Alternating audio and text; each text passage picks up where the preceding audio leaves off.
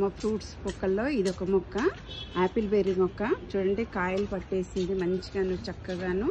ఇప్పుడు చక్కగా చూడండి ఎంత పెద్దగా అయిపోయిందో. ఆకులన్నీ వెళ్ళిపోయినాయండి, కానీ కొమ్మలకు ఉన్నాయి చూడండి. పైన కూడా ఎంత చక్కగా ఎంత పైన కాయ కాసిందో చెట్టు. ఈ మధ్య మేము దీన్ని పెద్ద దాంట్లోకి మార్చాము. ఇంతకుముందు అయితే పెయింట్ బకెట్లోనే ఉంది. దీని మొక్క వయసు అయితే 5 సంవత్సరాలు అయిందండి. కానీ బలంగా కాలే కానీ హైట్ మాత్రం పెరుగుతూ ఉంది. కాయలు మాత్రం చక్కగా పడుతున్నాయండి. చూడండి ఎట్లా వస్తూ ఉన్నాయో. చక్కగా కాయలు కూడా బాగా వస్తున్నాయి. అంత చూడండి ఎట్లా, అంత సన్న చిగుర్లు లేవు, ఏమీ లేవు, కానీ చక్కగా పూత వచ్చేస్తూ ఉంది. చూస్తూ ఉంటే చక్కగా పూత వస్తూ ఉంది.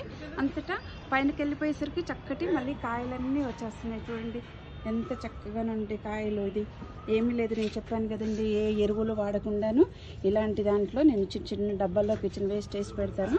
ఈ మధ్య పెద్ద దాంట్లోకి మార్చానన్నాను కదా, అయినా కానీ కాయలు మాత్రం చక్కగా వస్తున్నాయండి. అన్నీ ఆర్గానిక్గా. ఇలాంటివన్నీ ఏమిస్తే మనకు వస్తాయండి ఇలాంటి ఫ్రూట్స్ మనకు చక్కగాను. చూడండి మా బంగారం అయితే అది కావాలని అడుగుతున్నాడు. కావాలా క్రితన్? ఫ్రూట్ కావాలా? ఫ్రూటా? ఏంటి ఎట్లా తింటావు?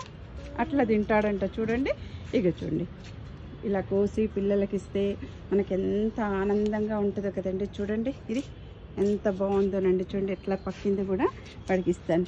ఇద్దు క్రితన్ చూడండి తిను.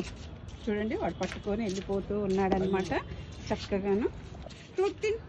చూడండి ఎంత ఆనందం వేస్తుంది కదండి. అలా మన పిల్లలకు మన చెట్ల నుంచి మనం పండించిన కాయలు కోసి ఇస్తూ ఉంటే మనకు మంచి ఆనందం వేస్తుందండి. ఏదైనా సరేనండి, ఇదే కాదు ప్రతి మొక్కకి ఇలా చూడండి. మనం పైకి వచ్చి గార్డెన్లోకి వచ్చి పప్పాయ కూడా మక్కిపోతుందండి చక్కగాను. అన్నీ అయిపోయినాయి కాయలు కూడా. ప్రతి మొక్కకు కూడా చూడండి అంచూరు కూడా ఎలా పట్టేసినాయో చూడండి చక్కగాను.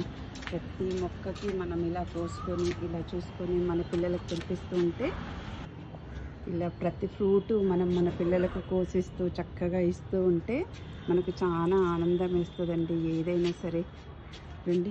మల్బెర్రీ కూడా అంతేనండి, వాడికి చిన్న చిన్నగా వస్తూ ఉన్నాయి. ఇప్పుడు అన్నీ స్టార్ట్ అవుతున్నాయి. మా తోటలో అన్నీ, మా గార్డెన్లో మాత్రం ప్రతిదీ స్టార్ట్ అయిపోతుందండి. మళ్ళీ కాపుకు వచ్చేస్తూ ఉన్నాయి అన్నీను.